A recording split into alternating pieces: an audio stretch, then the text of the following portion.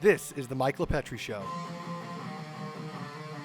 Ladies and gentlemen, look who we have with us today. It's none other than this handsome man, Chris Meyer, a.k.a. the face of Frank Steaks. Obviously, you could see why. He's the managing partner and owner of the 2023 Five Diamond Award winner for Steakhouse. That's Frank Steaks in RVC. What's up, buddy? How you doing? Correct. I'm doing great, Mike. Thanks for having me. You excited to be here, my friend? Really, really excited. You have to say that because you're on my show. So I have to make sure about that. I bribed you with skirt steak, right? Yo, to get on? The signature steak that you guys have, that Romanian skirt steak, is fire. How did you even make that up? How does that even come to be? So that actually is really what made us famous, aside from myself, of course. So, skirt steak, believe it or not, is actually costs more money now than filet mignon and ribeye. It's hard to believe if we had this conversation with probably our grandparents, because skirt steak used to be like the cheapest cut of meat that they would throw out. Yeah, you just throw that stuff on the grill and that's it. Correct. So the skirt steak is actually, vegans don't want to hear this, I'm sure, but the diaphragm of the cow. Believe it or not, so that's why it looks like that and has that texture. Right, where it's like just so elastic almost. Correct. Yeah. Correct. And because of that, that's why the marinade absorbs so well. So you can picture like that cut. And what we do is we cut it ourselves. I bring in anywhere from 250 to 500 pounds of skirt steak per week, depending on how busy we are. Damn, per week. Per week. And it's a lot of beef, a lot of cows out there. That's a lot of diaphragm. Exactly. So vegans need to, close their ears for this conversation.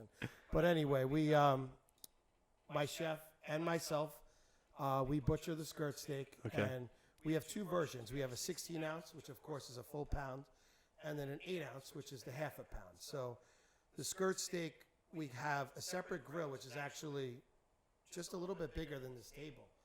And That's why I got it, just proportional to your grill. Exactly. That's why. Exactly. Shipment's on the way. Yeah. But so what we do is we have this designated char grill, we call it, just for the skirt steak. So it's a signature dish of the restaurant. So before we even put it on the grill, like I said, going back to it, we have to clean it. We have to weigh it, make sure that we have a 16-ounce cut, an 8-ounce cut, and then what I think is the most important part is the marinade. So because of the texture, like I said, it absorbs this marinade. And I'm not going to give you all the secrets. Don't you dare. I'll give you a few. So we have duck sauce, soy sauce, Worcestershire, honey, garlic, and a few special ingredients. So we'll leave it at that. So we actually marinate 40 at a time. So what we end up doing is it's a minimum of a 2-day marinade. And so really once we get that steak in, say we get that steak in on Monday, it's really not going out to the customer until about Friday. Oh, wow. Yeah, because what we need to do is we need to dry age it. It already comes in aged. We clean it, we dry age it. Then we notice that once it's a little bit drier, the marinade absorbs even more. And then from there, it sits in a marinade for 2 days. Then it goes on the grill. So while we're cooking this, and I have like people blocks away, they're like, I can smell that marinade. You know? I'm salivating, baby. Exactly. I think you might have tried it one time. Oh, right? I had that. Are you kidding me? I heard the Romanian was solid, and of course I'm going to have that signature. Awesome. Yeah, so, that's really what made us famous. It goes back over 30 years now. And like I said, that marinade, people come from all over, 5 boroughs, Suffolk County, upstate. They legit come to have the skirt steak, and it's very thin, so it cooks fast. So we actually recommend medium on that. And actually, as you cook the skirt steak a little bit more, believe it or not, it does tenderize it a little bit, as opposed to just cooking it rare. And we serve that on a plate. We fold it over, and then we serve it with some sauteed caramelized onions. Yeah, ooh, those onions. I love that, that addition. Goes really well. I mean, there's a reason why Zagat, I'm looking here, Zagat rated it, quote, the best skirt steak on earth. On earth. Correct. That's a bold statement, Zagat, and I love it. Right here in RVC. That's great. Rockville Centre, you're the best skirt steak on earth. Correct. That you could have at any moment. Correct. So, that's customers come in with lofty expectations. Oh, yeah, and when you gotta they see that, best on the planet. Yeah, literally best on the planet. And I think that's what's so special about your restaurant, because it's not only just what you provide with the great signature steaks, but on top of it, you have your sommelier to provide the wines to complement these steaks. Correct. And then on top of it, just to add as a bonus, is that cherry on top, no pun intended, is that dessert. Oh, yeah. So Walk me through that dessert. all right, so the desserts, I'm not making my own ice cream. I'm not making my own gelato. I'm not an Italian restaurant, but we do make 4 to 5 of our own desserts. So we have a couple of signatures, which, believe it or not, for quite some time, I was the head pastry chef. I do have a little bit of assistance, my cousin Victoria. She works full-time. She comes in 2-3 days a week. I trained her. She's the only one who has my recipes. Now, yeah, because you got to keep in the family. That's right. Keep it in the Keep family. in the family. All right. I only trust really her with, with those recipes. So I make a really, I should say, we make a really good cheesecake. Oh, yeah. So it's a New York style. All right. It's very, very unique. So it's not like I don't serve it in like a spring pan and we cut it. It's actually served in a deep dish ceramic bowl. We call it like an oversized coffee mug because it's got a handle on it, just like that. But it's a little bit deeper. And it's a New York style, so it consists of Philadelphia cream cheese, sour cream, a little bit of heavy cream, butter, sugar, all fat-free stuff. Of course. Naturally. Fat-free. Exactly. And we make our own graham cracker crust as well. Ooh. So what we do is in the bottom of the bowl is the homemade graham cracker crust, and then we fill it with the cheesecake batter. And basically, essentially what I do is I put it in a hotel pan, and what I call is like a water bath. So the water comes up to about half of the bowl, and I cook it on really low heat in a convection oven. We cook 60 at a time, so we have to cook 2-3 times a week, because we do serve over 100. It's not a slice of cheesecake, like I said. It's a portion of cheesecake. And what complements it very well is we make our own homemade raspberry puree, which I flame a Chambord, which is a raspberry liqueur.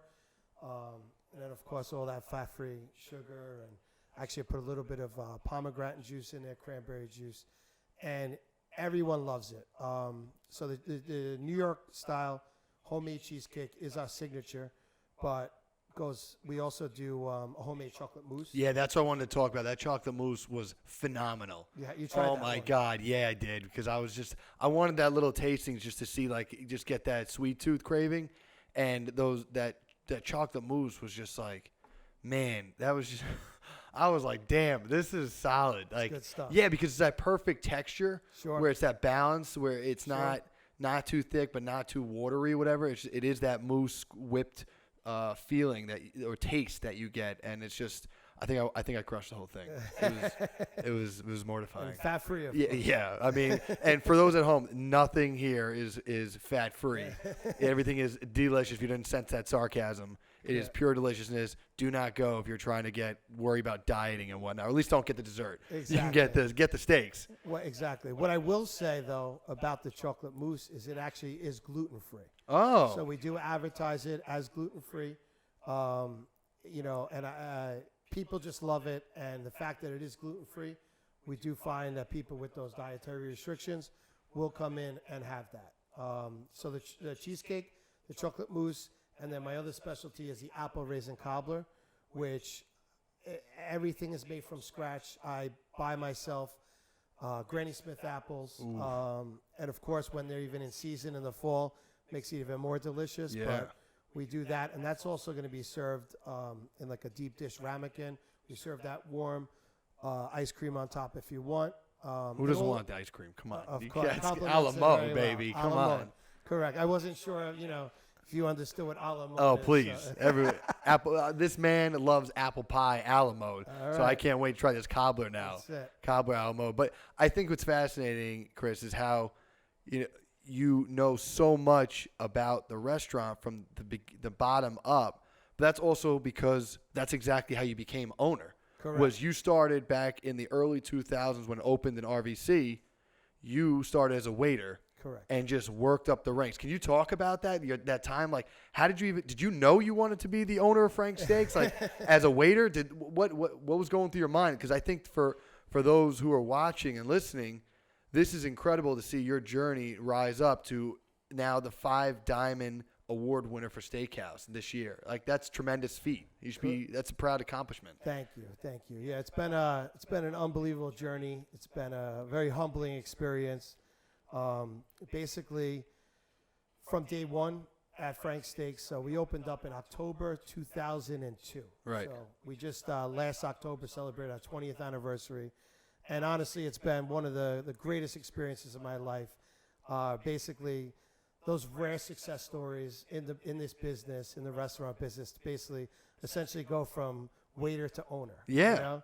That's like the all-American dream. That's 100% the all-American dream, and that's what it's about. You start and just working through the trenches, just being there from the ground up, knowing Correct. every single position. Correct. So I mean, you just talked about you're a pastry chef before. I mean, pastry chef. So this past Sunday, my head chef had his daughter's second birthday party.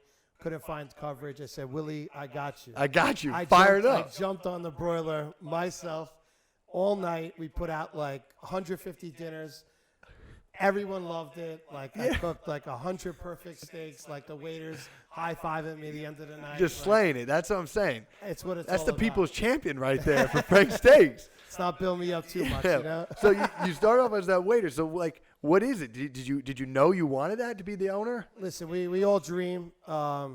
We all have expectations and visions for what we want to do in this life. And so what happened with me, I came into Frank's first night we opened as a waiter, 20 years old. So I just turned 41.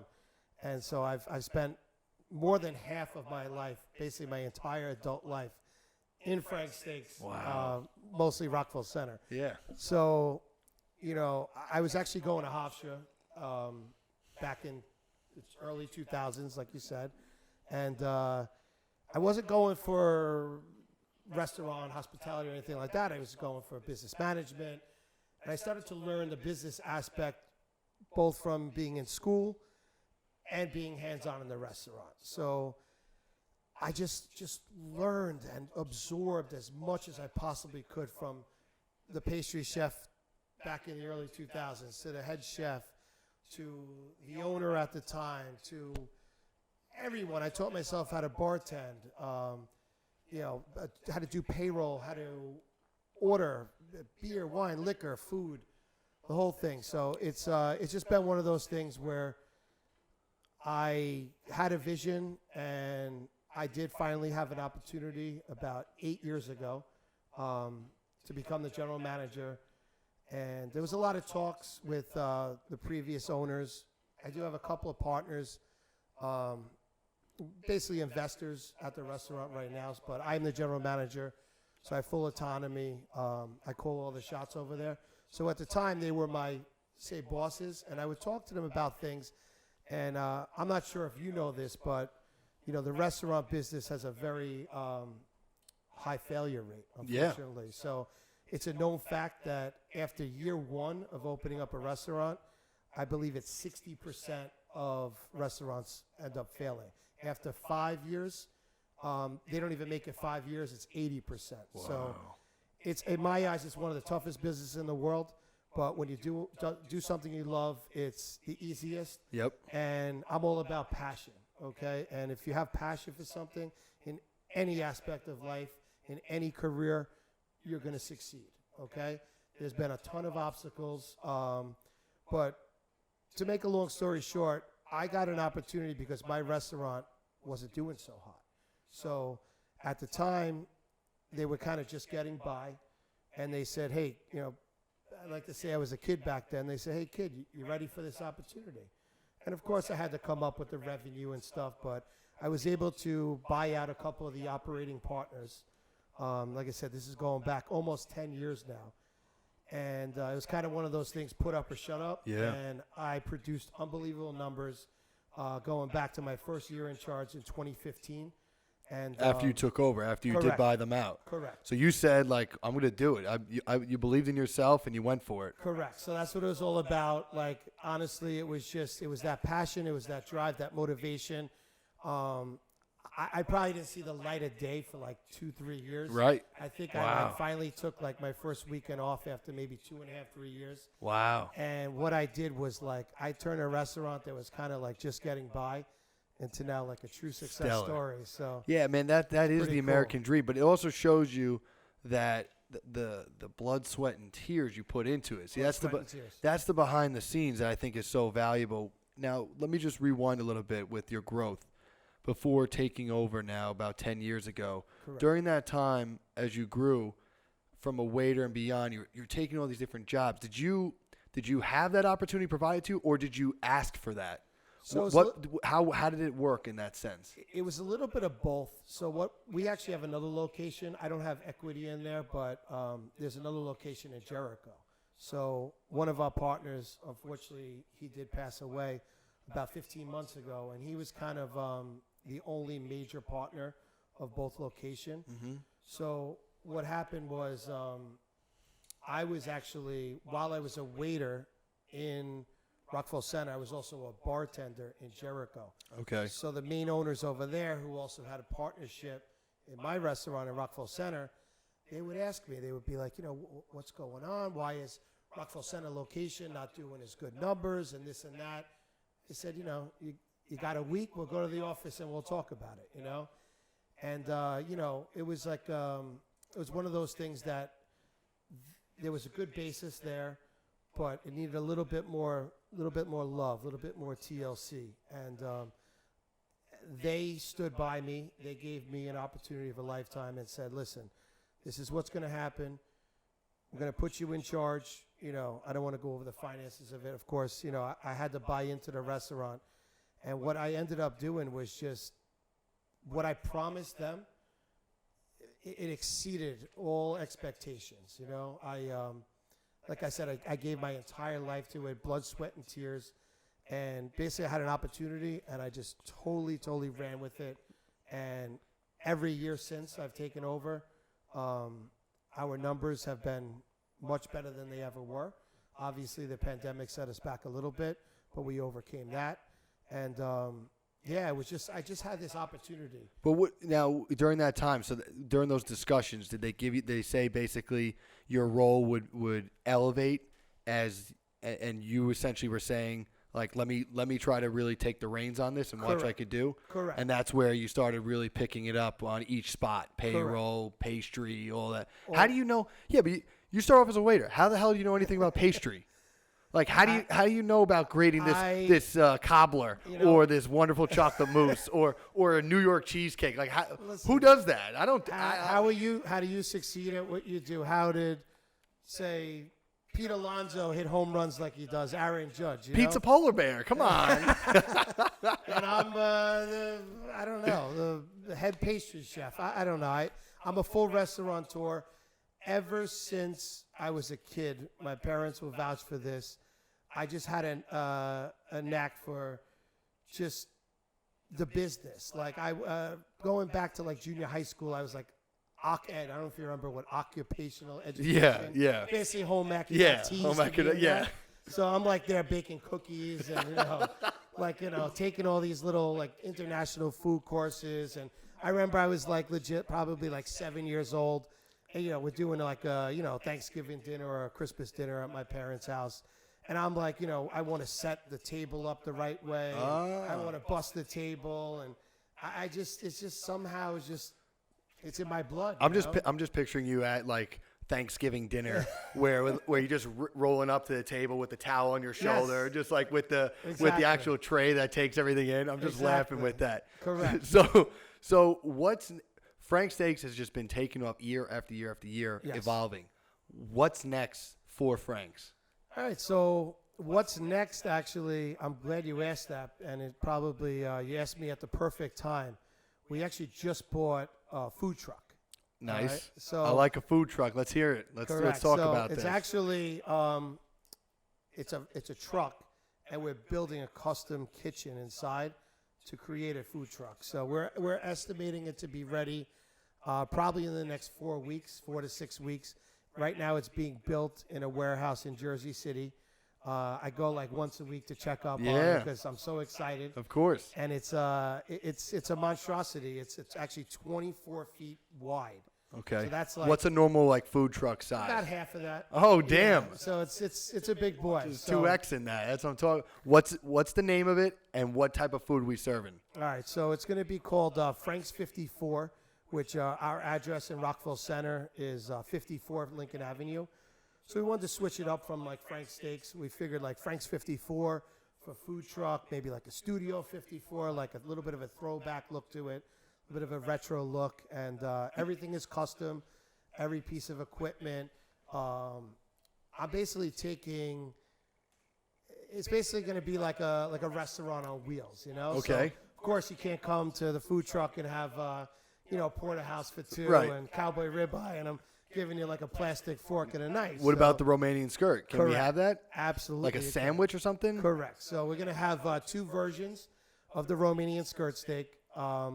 So what we're going to do is, for the lesser appetite, it will be a 4-ounce portion. Okay. We're going to slice that and serve that on a little bit of like a brioche bowl, a brioche bun, toasted brioche bun with our sautéed onions. We're going to give you a side of our homemade steak sauce, which I happen to make myself. Of course you do. We'll have the option. You'll have the option to add mozzarella cheese or not, and then we have the 8-ounce cut, which we're serving closed on like a garlic bread, Yeah. like a whole hero, and we're gonna have our Cajun calamari, which is basically our signature appetizer. It's ridiculous. Like I don't think any restaurant even serves that outside of New Orleans, you know. Absolutely. And I make, of course, the Cajun romalade for the dipping sauce with the calamari. I'm going to do that. I'm going to do, we have a thick cut bacon at the restaurant. So what I'm going to do is put that like on a skewer. So we'll call that like thick cut bacon on a stick. Even vegans got to cave to that. Exactly. Come on. Applewood smoked, you know. So who doesn't like a little slab of swine, you know? Yeah, absolutely. Now, would Frank's 54 have dessert as well in company? Correct. So the Oh, three- yeah? Oh, man. I'm glad you asked that Damn. question as well. So yeah, I have a whole Like a 3-course separate- meal in a food truck. Correct. I have a whole separate refrigeration unit just for, and this is all homemade. Like I said, the cheesecake, the apple cobbler, and the chocolate mousse. I already have the portions. I'm going to be serving them disposable. Not going to bring a ramekin side. Yeah, you're not going to have like crystal. ceramic Yeah. ramekin to, yeah. No Swarovski crystal Yeah. Not mousse, you know. But doing that, you know, and then the other standard stuff, you know, some French fries, different dipping sauces, and a burrata salad. I'm not sure if you're familiar with that, but Talk to me about we it. do. Yeah, so this is something that I created about 6 years ago. So we have our menu. I changed my menu, but for the most part, you know, the base of it is the same. You because- still have that framework. correct. Yeah. And so what we do is every night the server goes over the table. He or she verbalizes the special. So we have a soup of the day, a salad, a side dish, a steak, a fish, dessert, the whole thing. So our salad special, literally, I've been running as a verbal special for like 6 years because I feel like almost everybody orders it once they hear how delicious it is. And then when it comes out, it's just like Yeah, it crushes it. it's got like that wow factor, Yep. you know. It's so what it is. It's baby arugula. We do a fresh burrata cheese, grape tomato. We do like yellow and red. It gives it a really cool color and plate presentation. Pecans, and then instead of a salad dressing, we drizzle honey and a fig jam. So like once you just like you mix it, and then I don't know if you ever seen like on like different food videos, like they cut into that burrata. Like Oh, yeah. kind of explode. Absolutely. Exactly. So it explodes over the greens, and you mix it in that fig jam and the honey. It's like I don't know if I should say this, but it's basically an orgasm in your mouth. It's an orgasm in the mouth. And who doesn't love that? Exactly. So Oh, damn. we're gonna have that on the truck as well. You know, and a few other items. Listen, we have great chicken dishes in the restaurant. We have great seafood dishes, but we're a steakhouse. This is a steak food truck, so Betcha. we don't have any other than the calamari. There's not going to be any seafood. There's not Right. going to be any chicken. We're going to do what we do best, and Crush it. we're excited. You know, I can't wait. We should be in all the major festivals. So definitely. Right. Coming by summer, by this summer now, you're going to be having this available at all these different big events, carnivals, Correct. festivals, feasts. Correct. Whatever, all Correct. that will be there. Yeah, Oh, that's all going to that be fire. good fun stuff for the family.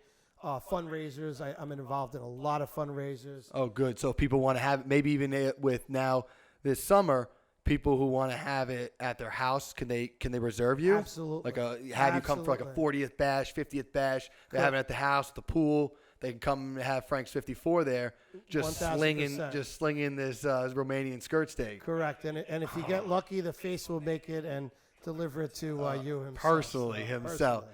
Damn. Correct. Now, my last question before we wrap it up, because this has been an amazing time with you, bud. Thank you. But my last question is, how do we get you beat Bobby Flay with this Romanian skirt steak? Oh, can we work on that? Listen, seems like you have some connections. Yeah, let me just make some calls here and get Bobby here. Bobby, you got the best skirt steak on earth right here. So what are we doing? Thank you. Yeah, we're gonna give you a run for your money, Bobby. So, I know you mentioned something about that 5-star Diamond Award, which we recently won, and there's definitely been some few prestigious chefs that did sign off on that, in order for us to qualify for the award, and one of them was David Burke. So there you go. He knows about us already. Come on. And he knows about the skirt steak. So Bobby, you're up, let's buddy. Do it. Let's You're go. Up. I challenge you, brother. I challenge you, exactly. Bobby. Like I had that vision over 20 years ago to go from waiter to owner. I challenge you. Oh, that would be priceless. Man, Chris, it's been a pleasure. The face of Frank Steaks, Chris Meyer, Frank Steaks, RVC. See you there. Thank you. Pleasure is all mine. Thank you for having me, Mike. I really appreciate it. Thanks, buddy. Thank you.